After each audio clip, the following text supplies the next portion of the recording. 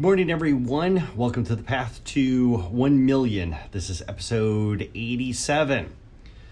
I was 30 years old when I made the command decision to go to Paris. Now, this is something I had been dreaming about basically like all my life, and I think it actually kind of crystallized when I was about 15 years old, and it was just something that I always wanted to do.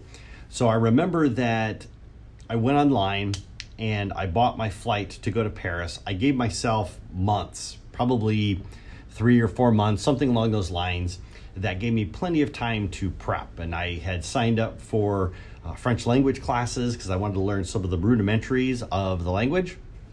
But my entire intent was to do everything I could to possibly prepare myself for when I went. And of course, as I've shared with you before, this was actually something that I went solo on. I was waiting for a special someone to go with me and share Paris together, but you know, as a lot of people have said, you know, that special someone was actually me. But actually, I just wound up going to Paris by myself.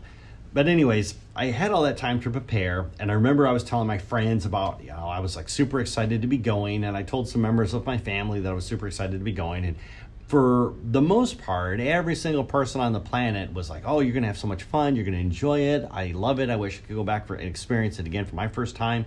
You're always going to have those one group of people, though, that are going to be negative. A lot of people were, you know, bashing on the French. You know, they're arrogant, or, you know, they're dismissive, or whatever it was. But I didn't let them cloud my judgment. But the last person that I told that I was going to Paris, and eventually I knew I would have to tell her, but the last person that I told that I was going to Paris was actually my mom.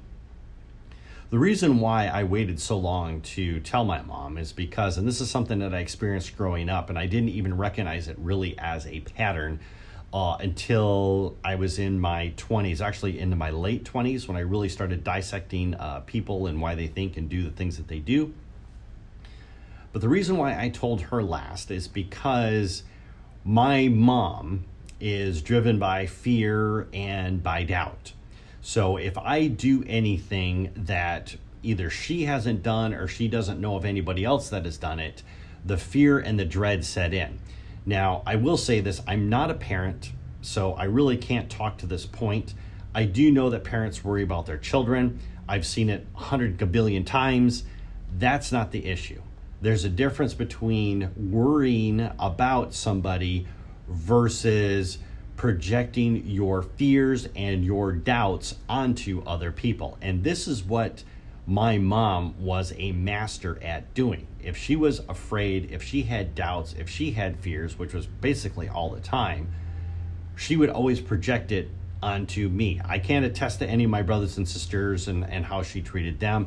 But I do know that when I told her about going to Paris, she absolutely, she did not flip out, but she was borderline close to it. And I remember during one conversation that I had with her, and I said, yep, I got all my stuff packed. I'm ready to go. I'm super excited to be going to Paris. And my mom said, what about your toothbrush? And that completely took me back, because here I am, I'm getting ready to travel across the pond, and she's focusing on my toothbrush for some reason. And so then I had to ask the question, I'm like, why in the world are you focusing on my toothbrush of all things? You know, I could go over there, I could get shot, I could get killed, I could get mugged, I could get stabbed, my wallet could get stolen, my passport could get stolen, and you're worried about my toothbrush. And she says, well, you know, a couple weeks ago you said you needed a new toothbrush, and I just want to make sure you have a toothbrush for when you travel, because, you know, you need to brush your teeth while you're over there, because if you don't brush your teeth, you're going to get cavities. And it became this like whole 20-minute tirade about the importance of taking a toothbrush when you travel. I mean, forget the fact that I could actually buy one when I'm over there. But this to me was just absolutely proof positive that this is how she has chosen to lead her life. And she probably grew up in an environment that was probably something similar to this, because I know that she has leveraged guilt a lot to try to get her way. And again, you know, I have to say this, I'm not bashing on my mom. I'm not trashing on my mother. I absolutely love her to death, and she has many good qualities. But this is a principle that she abides by, fear and doubt, that I do not embrace for myself. The thing is, from my standpoint, is that life is to be enjoyed. And for me, if I'm going to do something new, I am fully aware of the risk that is involved. My mother, on the other hand, if there is risk is bad, no matter what. And if there's any risk involved, you should not do it. And this goes back to, and I know I shared the story before in another video when I was telling my mom that I was in the process of buying a duplex. At that time, I was just hunting for one. I didn't even have a one picked out. I did not have a property that was in escrow. But I remember I told her, I said, yes, I'm looking for a duplex right now to actually purchase. And she completely wigged out of my car. She just completely flipped out. Well, I don't understand why people would do that. And it costs so much money and I can't. And she just went on and on. She didn't tell me not to do it. She just made sure that it was abundantly clear to me that she was fearful, that she was full of dread. And she was trying to project that onto me. And I had to set a boundary for her and just let her know that that wasn't going to work. This might have worked when I was a kid, but it's not going to work when I'm an adult. And I think that's the reason why they always talk about, teenagers rebelling against their parents. And I think I'm still stuck in this rebellion phase because there's a lot of times I've done things that have just been completely reckless. But I wanted to go forth. I wanted to experience. I wanted to see. I wanted to see the world. I wanted to do new things. I wanted to honor those that came before me and live my life to the fullest. Hence, one of the reasons why I'm on the 1% journey. But my mom, on the other hand, she is driven by this. She's driven by fear. She's driven by doubt.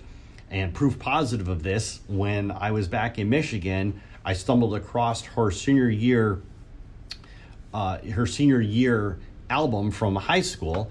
And I was going through it, and I was flipping through it, and I had all these great photos because she graduated in the 50s.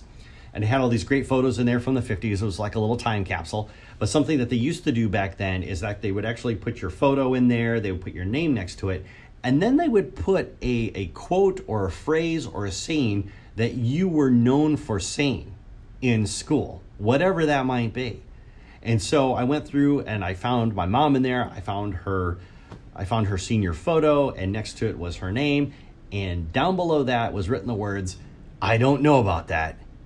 I mean, that right there, I laughed out loud because this is something that's just been indicative of her life forever. She doesn't know any different. It's just another one of those things that just proved to me that we always looked up to our parents, but I understand that my parents aren't perfect. They do the best that they can, and I totally get that. And I do know that my mom is doing this probably because in some version of love, she just wants to protect me. But at the same point in time, that is a principle that I just simply don't embrace. And it is actually something that I've rejected. And I'm the first person, if I'm sitting and talking to somebody and they're saying that they're going to do something risky, whether it's invest in property, whether it's to travel to a third world country, or if it's to jump out of a perfectly good airplane, I am the first person that says you should do it. Find out what the risks are. Mitigate the risk, obviously. Make sure you take the right training. Make sure you're aware. Obviously, if you're going to travel across the seas, just make sure that you have your wits about you. But there isn't any reason on the planet why you can't make yourself prepared for what it is you need to do. Mitigate the risk, but still go forward. Still experience everything that life has to offer. Build that business, or go get that advanced degree, or jump out of that perfectly good airplane, travel, see the world, go into outer space, whatever it is you choose to do. But do it. Embrace life. Life is not something to be feared or dread. Life is to be lived. My good buddy and pal, CJ Thomas, the other day wrote something that was really good.